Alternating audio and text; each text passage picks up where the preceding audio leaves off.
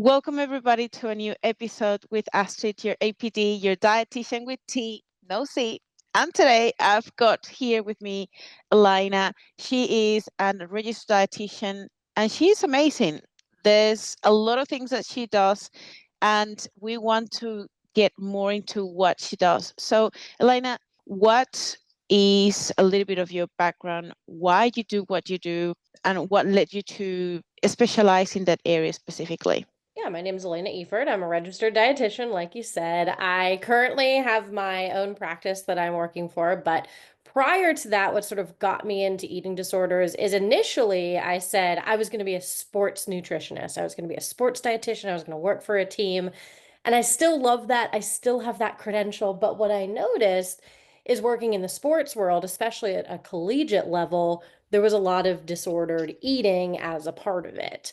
And it just so happened that, like, sort of the way that my career progressed is I accepted a job at an eating disorder unit. And then from there, sort of transitioned to where I worked at the comm clinic and saw people one on one. And I really became really passionate about it because what I found is that even people coming in to see me that did not have a diagnosed eating disorder had such disordered thoughts around food that it seemed so much more prevalent than what we understand, right? Someone would come in just saying that they wanted help with their nutrition, they just wanted some small tweaks, and really their thoughts around food were so disordered that they were crippled by decision making. And so it really became something that I was really passionate about to educate people that, you know, you can nourish your body in so many different ways and you don't have to vilify foods. And then I started social media to try to spread that message more. And now here we are. For you, what's the difference between eating disorder and disorder eating? What I always say is the level of obsession. So, Mm. with an eating disorder, it really has a very severe negative impact on your mental health and your life. And when I say severe, I'm talking like typically these people tend to really isolate themselves, they have no social life whatsoever. Whereas with disordered eating, there's a little bit of that. But for the most part, they're still kind of like living life, doing things, and it just creeps in here and there. And they find themselves like always, to be stereotypical, ordering the salad at dinner, which might not always be disordered, but for them, they're making the decision because of thoughts behind it. How has been your personal relationship with food, and how does evolve throughout your life and career? My relationship with food, fortunately, has been pretty good my whole life. In the sense that my family never talked about food in a negative way. Food was always a positive. We all come together. We love food. We love to cook food. And it was always naturally very well balanced. And so part of the reason why I felt so passionate about eating disorders and disordered eating is because I noticed that a lot of individuals who are struggling with that really can't think of food in a positive light. I want you to be able to have that relationship with food. I want you to be excited about going out to dinner and trying the new restaurant in town. And so I really wanted to spread it from that standpoint. Early on, I'm sure I gave some bad advice and said, like, oh, you should cut this out, like not knowing, what I know now. But now, growing in my career and as a person, I realize, like, truly, and I know this term is so overused, truly everything fits when you know how to balance different foods with different things and different days and all of that. We talk a lot about relationship with food, but we never truly dig into what does that actually mean. What I tell a lot of people is it means that you think about food only to the extent of, well, what am I going to eat for breakfast? You don't constantly think like, okay, well, if I have this for breakfast, then I'll do this for lunch and this for dinner, and then that will balance this, and this, right? I think that's where it starts to get into a negative relationship with food for some people because then they're constantly trying to create this system of checks and balances where, okay, I just need to know what I'm going to do for lunch or dinner because I have to plan for my day because I'm going to work, but it's totally neutral. That's a little bit different. And then on the more positive side is sort of what I was just saying of enjoying it, like truly enjoying trying something new or truly enjoying sitting down with a friend and sharing a meal that you guys made or whatever it might be. That to me is a good relationship with food because food has been a form of bringing people together and cultural and a positive thing for decades. Another really interesting concept that we hear all the time is diet culture. What is diet culture for you, and what could be one of the most harmful myths that you have been hearing or encountering in your practice or in social media when it comes to this specific term? You could always be doing better. And what I mean by that is like, yeah, in some ways you could look at that as a good thing. Like, but when it comes to food, it's almost like, I'll have people tell me that they had a really rough day, meaning they were like really sick and they were out of groceries and blah, blah, blah, blah. And so their day didn't have a vegetable in it. And then they beat themselves up all day because of it. Because according to diet culture, right, every single day has to have a vegetable or else you've done something bad. So I think it's that. I also think it's this idea that you should always be striving to lose weight, right? Like you're never good enough unless you're on a weight loss journey. I find a lot of people almost feeling like they need to defend themselves if they're not actively trying to lose weight.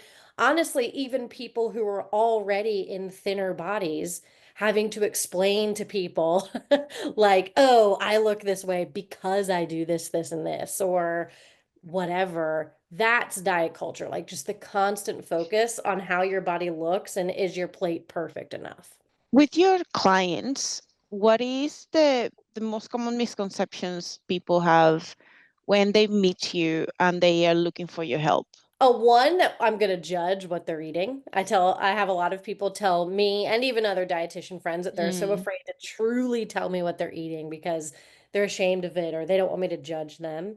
So I think that's a very common misconception. I also think a very common misconception with dietitians in general, not just myself, is that you're going to come to me, I'm going to hand you a meal plan and I'm going to say, "Here, eat this." And then that's the only thing that we do. Like that's the role of a dietitian. We talk about nothing else.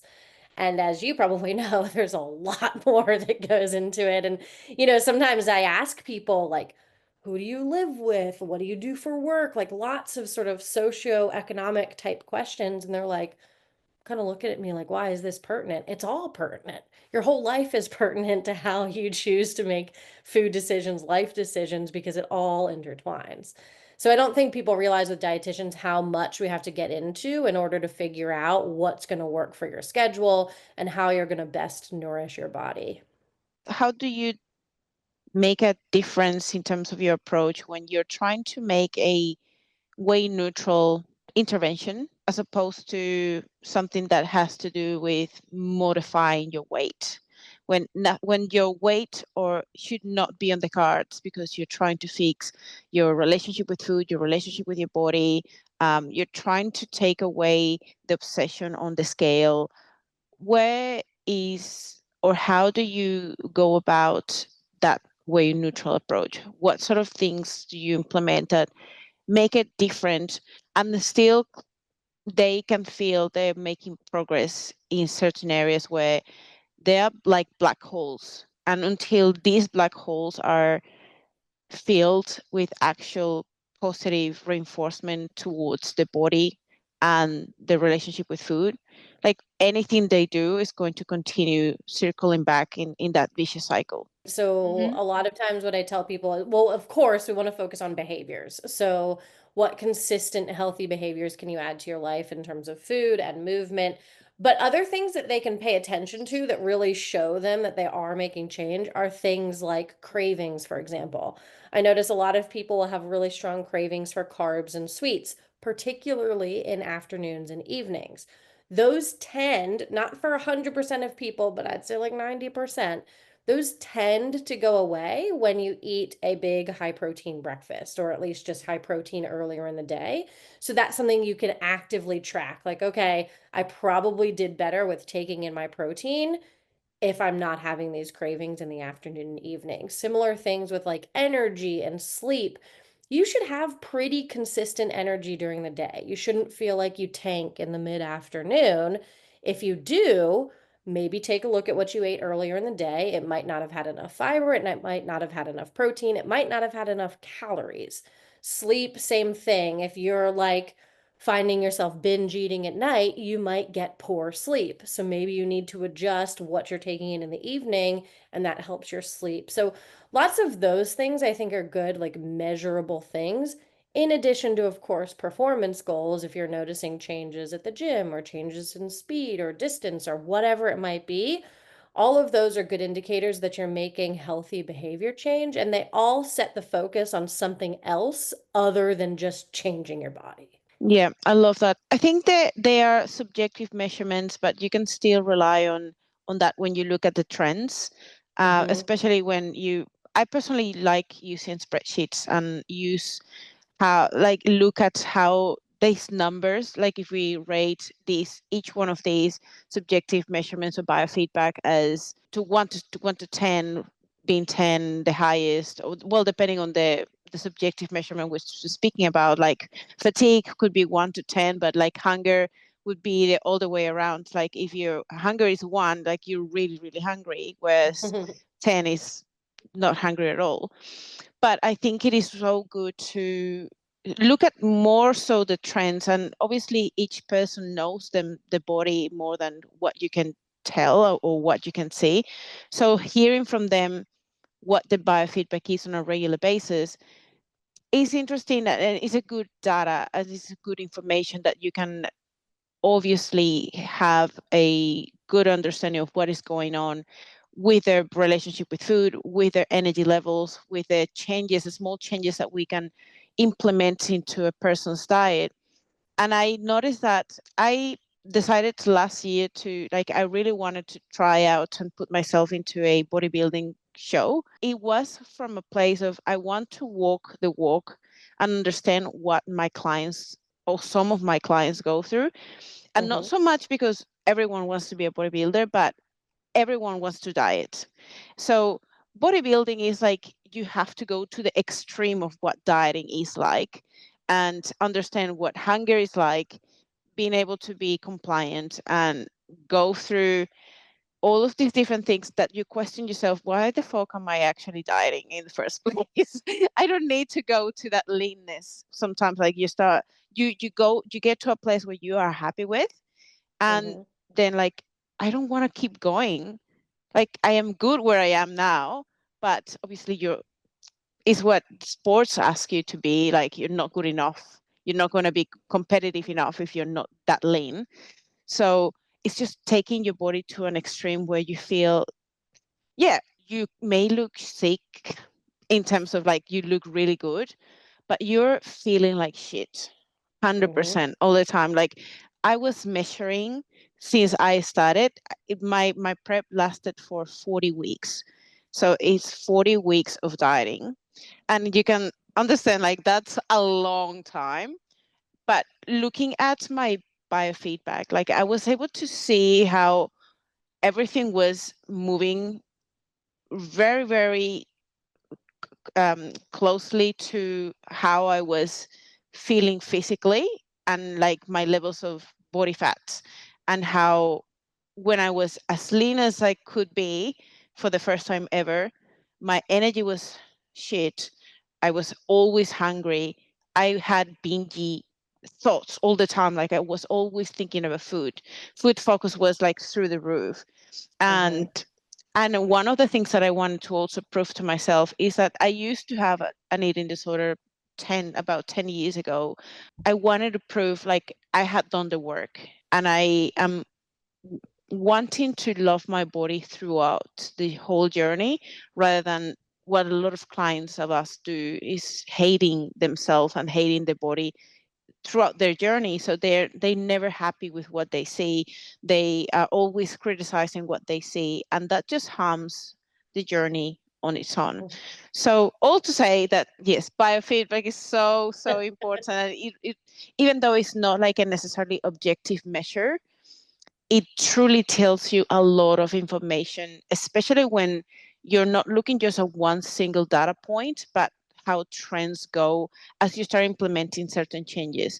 The Yeah. same goes to when you completely try to shift your focus from dieting to, okay, let's reverse you. Let's start eating more calories. And you actually start looking at how this biofeedback starts shifting to the other side now, how hunger, food focus, all of these measurements go down, energy and performance goes up, your recovery, your sleep is better.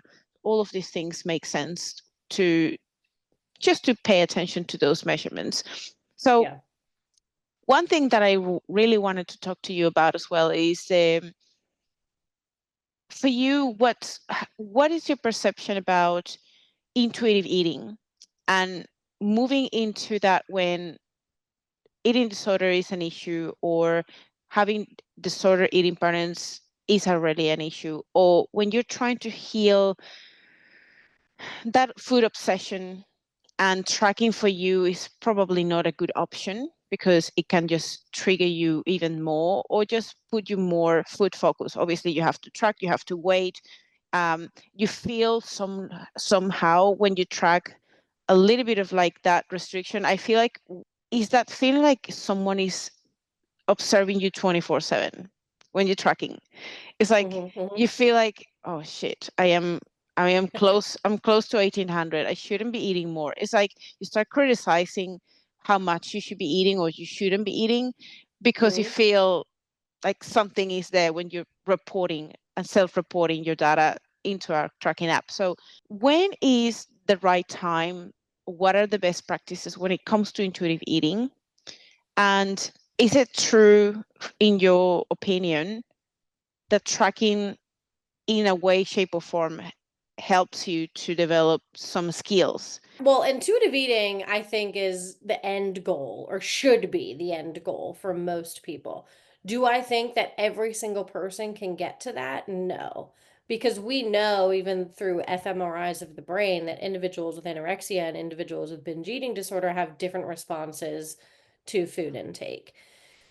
So, to answer your question about logging food, I do think in some instances it can be helpful. And I ask all my clients that, like, are you the type of person that if you do this, you're going to find it helpful and you're actually going to learn a lot about your intake? So it's a tough thing to answer because, as you know, it's like so different for everybody. But I would say, like, intuitive eating as the principle, I do agree with. I think you should be able to eat when you're hungry and stop when you're full and use that as your marker. So I do think that that should be the goal. But I think if you never get to that place and you tell me, oh, I could never listen to my hunger because I truly never know when I'm full and I would just eat. Or on the flip side, you never get hungry, so you couldn't listen to your hunger because it would mean you would never eat. Then, yeah, maybe intuitive eating isn't for you. And in that instance, maybe logging food would be effective to make sure you're eating enough, right? Like sometimes we always think of logging food as a way to limit your intake, but sometimes people need to log their food to actually make sure that they're fueling their body enough. It doesn't always have to be looked at as this, again, restrictive measure. Does that answer your question well enough? I got a little bit on a tangent. No, yeah, it does. It does. I think it is interesting, or like a follow-up question would be, is it possible for being relatively objective, like in terms of measuring some objective data, like tracking or weighing or measuring cups or some form of logging, compatible with intuitive eating? Compatible? No. If you, let's say you measure something out and you measure a cup of it, I don't know, and then you're still hungry. You know for a fact you're still hungry. It's not just it tastes good, you're still hungry. You're going to second guess yourself because you're like, well, I already measured the amount I'm quote unquote supposed to have, which is a cup. And then you're going to have a conversation and start to be like, well, should I eat this? Should I not? It's a whole thing. I feel like it could, in a way, be compatible when it just depends on how you approach it and what is your intention and your strategy behind it. Because, like, for example, I've done many times where I'm just going to track, but I am going to give myself permission if I need or I want something else. I listen to my body and I don't go with the judgment of like, oh, I shouldn't be eating this or I should just eat this portion. I actually just I measure everything and I eat it. And once I am kind of like, I am now happy with the amount of eaten, then I track. So it's like you're mostly tracking your intake to know where you're at and where you land, but you're still allowing your body to give you some feedback, and you're going with that permission of, okay, even if I measure things, I am going to give myself unconditional permission to eat until I feel like I'm satisfied. So what do you think about that approach? Is it crazy or? I don't think it's crazy. I think that totally works. I just find that some people don't do what you're doing, where they actually allow themselves to Yeah, get full and they play the numbers game instead of just doing it purely for information. it is truly correct. And the other thing that is good to navigate and learn, maybe you have better strategies to discuss, is how you navigate your cravings. A lot of times I say just eat it. Like if you sometimes just give in to that craving, you're like, I don't know, craving a piece of cheesecake, just have the piece of cheesecake, right? If you try to replace that with 20 other things, you're like, I'm not going to do that. I'll eat these chocolate covered rice cakes and then I'll, whatever. You're going to find yourself eating your way in a circle all Yeah, the way around until you finally land on the cheesecake, right? So sometimes it comes down to just eating the thing that you're craving.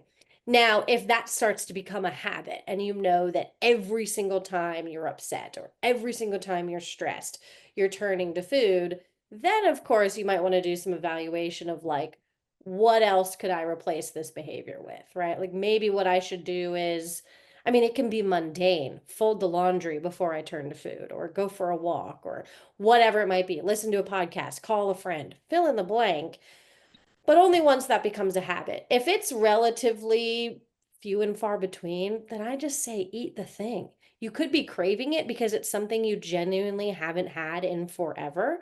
You could also be craving it because it's something that you've restricted. Maybe it's something that you told yourself you're not allowed to have, or maybe it's something that you've sort of put on this pedestal, like, oh, I can't eat that, or else I'm going to lose control, or whatever it might be. But the more that you allow those foods into your life in just sort of an appropriate way as a dessert or whatever it might be, like a lot of people will use chips as the thing they lose control over. At lunch, have your sandwich with a side of chips and fruit. And then it becomes routine and it's not this thing that you've put on a pedestal of like, oh my God, I can't buy a bag of chips. So, short answer is allow yourself to eat the food. Unless it becomes a habit, then maybe we need to evaluate why it's becoming a habit and do we need to look at other behaviors to replace it. if we're talking more of someone who is struggling with binge eating, for example, and they tend to rely on eating, or they lose control, or it becomes a point where it becomes a habit. It's like, Mhm. this is my default and my go-to when I'm stressed, when I'm anxious, when I'm angry. What are some of the things that you would do in order to make this person improve that behavior? That's a good question. Well, one, therapy. But two, that's where it comes down to like the alternative behaviors, right? So, what other things can you do other than food? That alternative behavior might not feel as good or as satisfying as eating the food. So, you might, I don't know, let's say it's listen to a podcast and still be thinking about the food. But the idea there is that we redirect the behavior and we do so that if you're having binges 4 nights a week, slowly over time that turns into nights a week and then 2 nights a week, and then before you know it, it's been a few months since you've had a binge, and it takes a long time. And the best thing that those individuals can do is, if you do binge, it's okay. Just carry on, right? You binged, the next morning, get up, have your breakfast, don't restrict all day, don't put yourself in that position, just continue on, don't beat yourself up. And the goal is to get them to spread out further and further and further because you're working on any sort of alternative behavior instead of turning to food. But that's typically your best bet, because if you're looking for something that's going to perfectly replace that feeling that you get of turning to food, it's not going to work. Yeah, it's not going to give you the same feeling, but we got to look for something else that's a good outlet. I agree with you. Something I work with my clients, trying to involve as many senses as possible when you're trying to divert that urge. Do something that is kinesthetic. Your Yep. hands are busy. Even like just get more like sugar-free chewing gum, and just choose something in the meantime while you move your body, listen to a music, shake your body, like do a few different things that involve all your senses that are going to divert you when you have this urge. If you're able to divert and utilize these strategies at that moment in time and you ride that wave, there's a point where that wave is going to come down and you will Mhm. be more rational about the decisions you're going to make. And you likely can still say, hey, I still have the permission of eating if I wanted to. Yeah, absolutely. And the movement thing is key because we even know that, how your brain circuitry changes can be through movement. Like you do a lot of change through physically moving your body. And even if you can't go for a walk, like I've seen techniques like just put some music and dance or shake your Hmm. body. It's not as stupid. And something else that I find that is interesting just to experiment is using a just record yourself speaking like, what am I feeling? I am angry. I am really, really feeling this way. So you can actually listen to yourself and like externalize how you're feeling, because sometimes it's like we feel lonely or there's something that we just can't express or don't know how to express. And this just builds up within ourselves. So being able to Hmm. just speak it aloud, just use a voice recorder and listen to yourself, talk to something. And in the meantime that you're doing that, just move your body and just like utilize different things that you are, again, kind of like engaging all the senses. So there's nothing that could say is falling behind or I'm forgetting about something. The Yeah. more you can like include your body in all these things, the better to redirect that strong urge, especially when the, Hmm. the urge is really, really strong. Hmm. Have you heard about that technique at all of like talking, using a voice recorder and like listening to yourself to redirect like your, I don't know, it's something to do with the prefrontal cortex and how the circuit in your brain actually starts like bringing that self-awareness of what's going on, because sometimes we don't even listen to ourselves. We just go in this autopilot mode and don't, so bringing on teaching ourselves being more self-aware is a way to be more intuitive, I guess. Hmm. Yeah, not specifically with the recorder, but I love that idea. What I have heard is just saying it out loud, like just literally saying again, even if you feel a little crazy, you're in your house by yourself, like saying out loud what's going through your mind. But I do like the recorder of because then you can hear it played back. That's a really like nice added piece to that. Yeah. Okay, what are some of the biggest nutrition myths you wish you could get rid of when it comes to the most common ones that you kind of like need to go over with clients or even in your social media? Oh Lord. How much Give time me do we have? give me give me your top three. Okay, top three. This one I cannot believe is even still a thing, but that carbs are bad. Oh shit. Constantly. Like I thought that that myth was squashed a long time ago. It is not. People still are afraid of carbs, or especially bread. Bread is a big one. Like Mm-hmm. I'll mention to someone who's struggling with like what to bring to lunch, for example, and I'm like, "Well, why don't you pack a sandwich?" They're like, two slices of bread? Like, yeah, So that one. The I wouldn't say it's newer, but maybe newer over the past few years that seed oils are toxic. God, Oh exhausting. man. And then the third, ooh, which one do I want to pick? Let's see. Um, Ooh, this is a tough one because there's so many routes I could go. So the carbs, the seed oils, and honestly, it's kind of alongside of the seed oils, but just the food ingredient fear mongering, right? Oh yeah. That, there's the shirt Chemicals, what you in can't the grocery pronounce. store, right? If you can't pronounce it, don't eat it. And they're listing off all of these things that's like a B vitamin or whatever. But also just pointing out these ingredients with no evidence behind it. They're just like, this is bad because it's an emulsifier. And I'm like, do you even know what the word emulsifier means? And do you know where this comes from? And then you look into it and it's like from seaweed or whatever. Like it's like a perfectly normal thing. So those three things are the things that have been driving me crazy lately. Okay. So with the rise of trends like keto, intermittent fasting, name it, detoxes, Mhm. how do you go and talk about these things and tell your clients to stay grounded with like true evidence-based nutrition advice?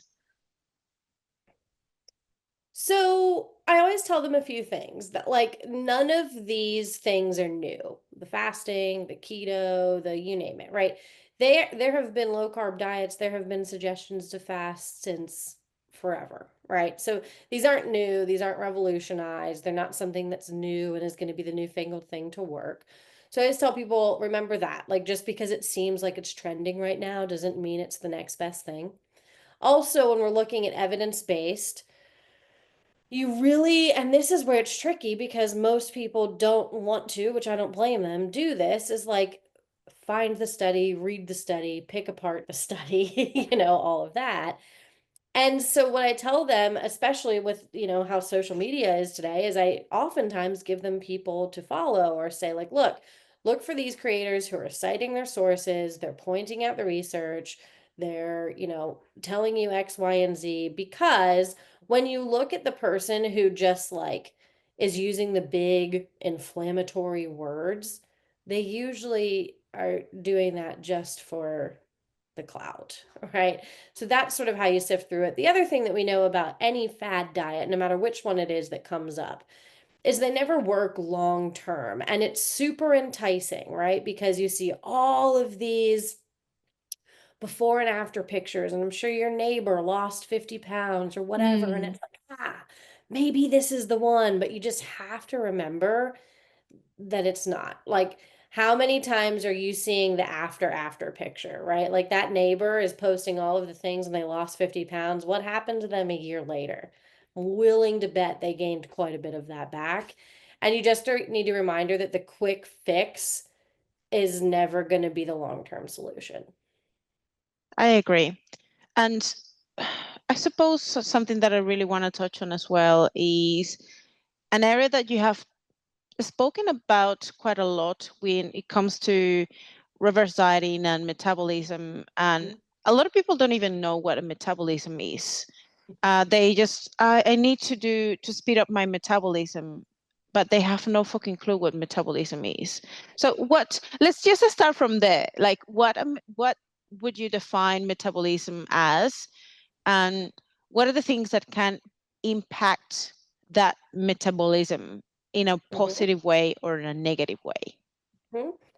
So metabolism is made up of a few things. So first we have to start with resting metabolic rate or RMR. A lot of people use that interchangeably with BMR or basal metabolic rate.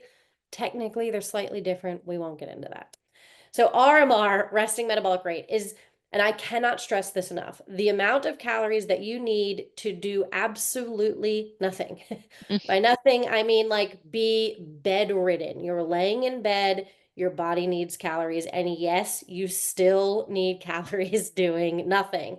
What a lot of people don't realize is that is the biggest portion of your metabolism, right? Your RMR makes up, I don't know the exact percentage, 60%, something like that of 60, your yeah. total, yeah, your total daily energy expenditure. So that's metabolism. Then, when a lot of people do talk about metabolism, they're kind of talking about that, but they factor in other things. So the other things that are factored in that a lot of people lump into metabolism are that thermic effect of food, which is like just a little bit of calories your body burns to quite literally burn the food that you're eating. Your NEAT, which is non-exercise activity thermogenesis, which would be getting up and moving around, walking to the bathroom, me like moving my hands while I'm talking, like little things like that. Those are the core things of metabolism. So that would be what makes up like your energy expenditure, not including intentional exercise, right? Now, of course, intentional exercise is going to be a different calorie burn that you add on to that.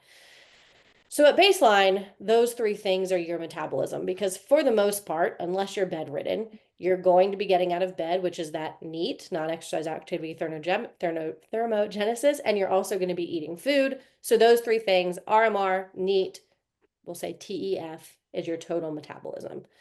And that's the amount of calories that your body needs in a day to function just at baseline. Again, not including any intentional movement.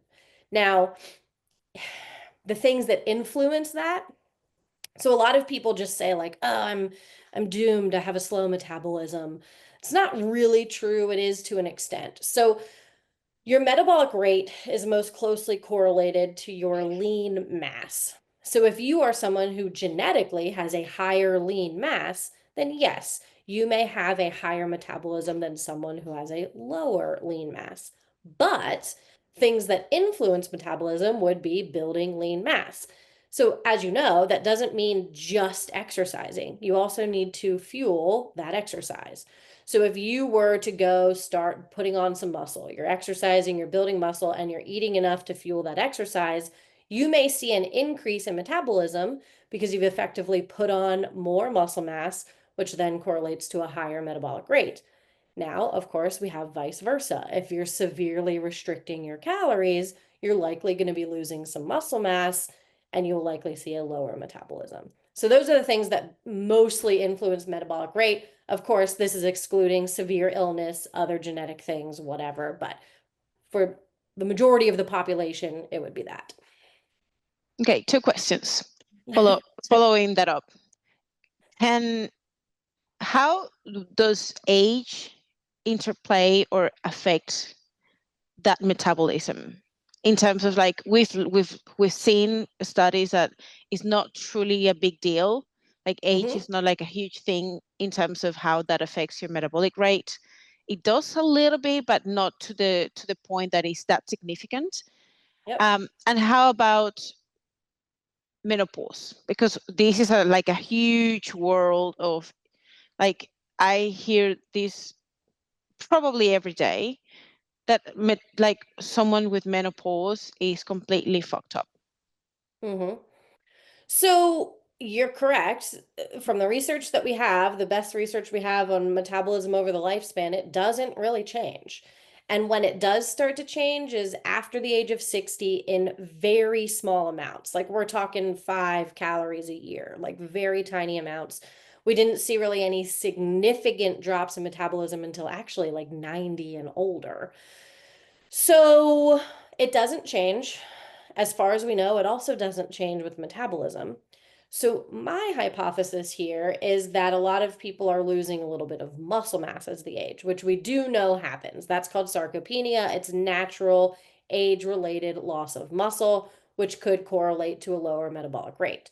What I tend to see in individuals with menopause, I know this isn't going to apply to everybody, is they start to diet. They're like, I've hit menopause, everything's changed. They start to diet, which tells me they're probably losing a little bit of lean mass, therefore, Mm. like exacerbating that change.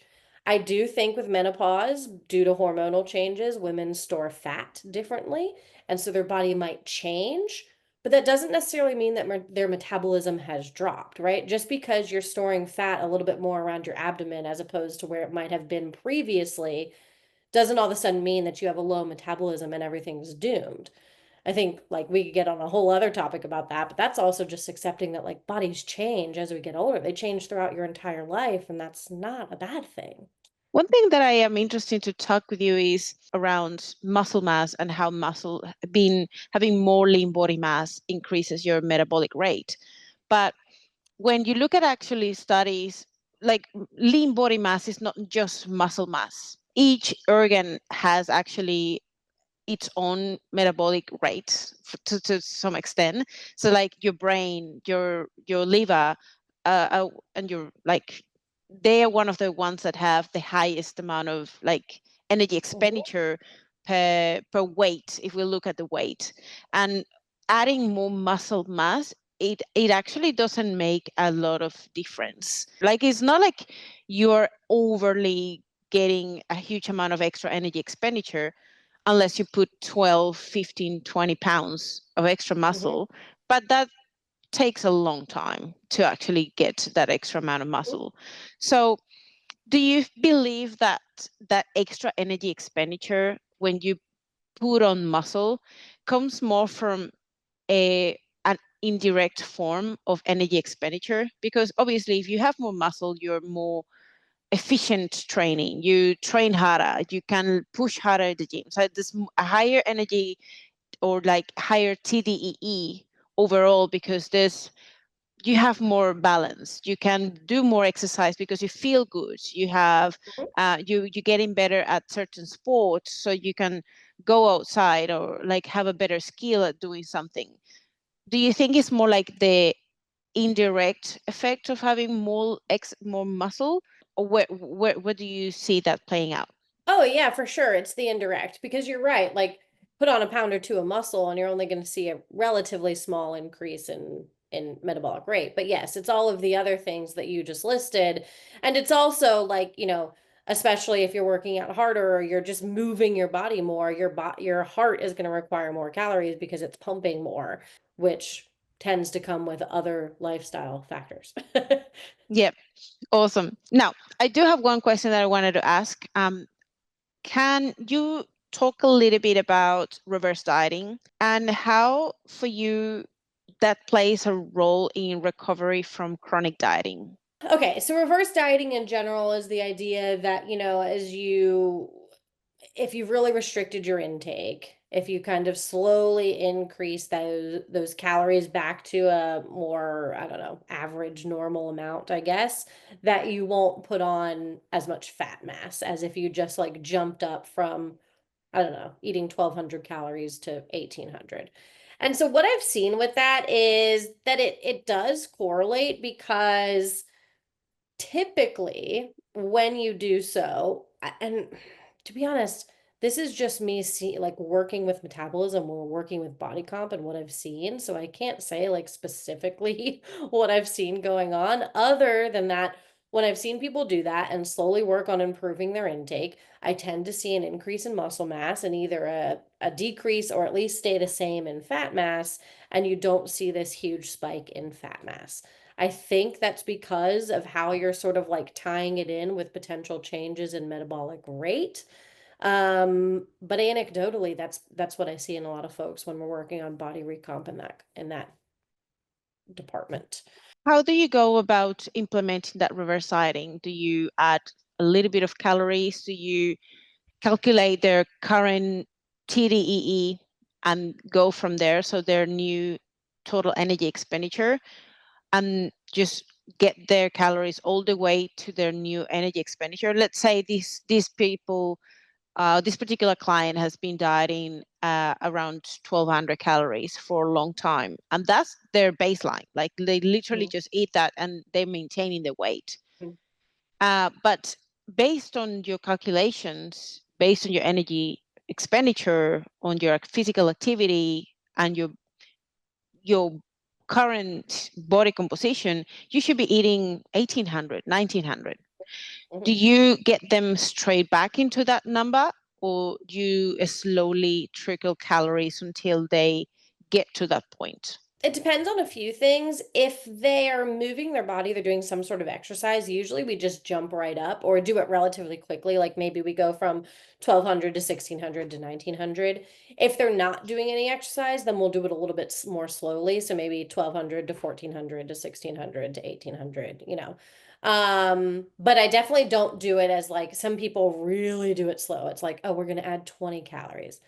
I've never done that because I feel like that just drags it out and it isn't really effective. How do you go about playing with their mind? Because that is a huge thing. You have someone has been dieting for so long. Get them to eat 1,800 calories is a huge discomfort. It's hugely difficult. How how do you convince them to know that we're doing the right thing, that they're going to be okay, that hmm is probably okay to gain a little bit of body fat?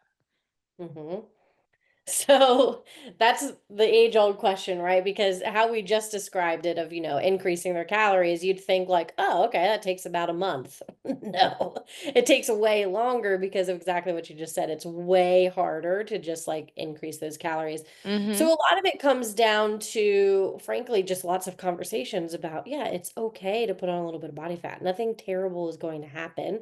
Because also, as a part of this, you'll likely put on some muscle mass because your body is getting a little bit more energy. On top of that, it's a conversation around, what we were talking about before with like their energy levels, their sleep, their thoughts around food. You already experienced it, but when you were, doing your cut, you started to think about food all of the time. So I often ask them that. I'm like, how often do you spend thinking about food? Usually, when someone's a chronic dieter, it's a lot. And so we notice that as they start to increase their calories or, as I get them more comfortable with it, that food noise decreases. And then they're able to be like, oh, wow, I didn't realize how much I was thinking about X, Y, and Z. The energy is a big one. Sometimes they feel like they have great energy, but as they start to take in more, they're like, oh my God, I thought my energy was like an 8 out of 10. Really, it was a 4 out of 10. And now I'm at an 8 out of 10. So, not to repeat ourselves, but it's those subjective measures that I really try to get them to see. And sometimes what I'll say is be like, look, just try to eat a little bit more for the next 2 weeks. Then we'll see each other and we'll talk through what happens. And almost every time they come back and have mostly positive things to say. And they're like, I actually didn't realize how much better I feel fueling my body a little bit more. And I think this ties really nice to this next question, which is trying to tackle some of your favorite practical tools or strategies for helping clients reconnect with food as a source of joy and nourishment rather than just looking the food as like just calories and or if I eat this is a good food or a bad food. Hmm. So a lot of it is usually social things around food. And I don't necessarily mean just like eating out, but like if they like to cook, involving other people in the family or cooking, or maybe even having a friend over and cooking.